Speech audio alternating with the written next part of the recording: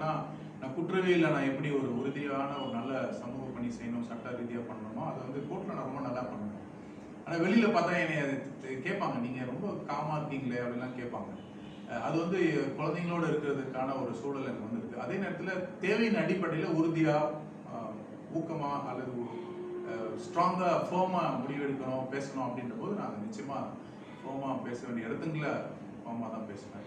மறுபடி குழந்தைங்களோட இருக்கும்போது குழந்தைங்களோட ஒன்றா ஆகணும். ஸ்கவுட்டிங்கில் வந்து ஒரு வார்த்தை இருக்கு, பாய் வந்து ஒரு பாய் தான், ஒரு பையன்.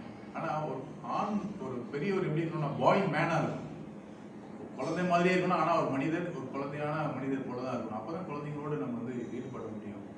அந்த குணாதிசயம் இருந்தால் மட்டும்தான் குழந்தைங்க உங்களுக்கு ஏற்றுக்கொள்வாங்க. அந்த குழந்தைங்க உங்களோட நட்புறவாக இருப்பாங்க, நீங்கள் உங்களை வழிகாட்டுதல் ஏற்றுக்கொள்வாங்க. ஆனால் அந்த பாய் மேன் அப்படிங்கிற விஷயம் வந்து ஸ்கவுட்டிங்லேருந்து அதெல்லாம் உள்வாங்கி உடம்பு நமக்குள்ளே வந்துருச்சு. அதனால்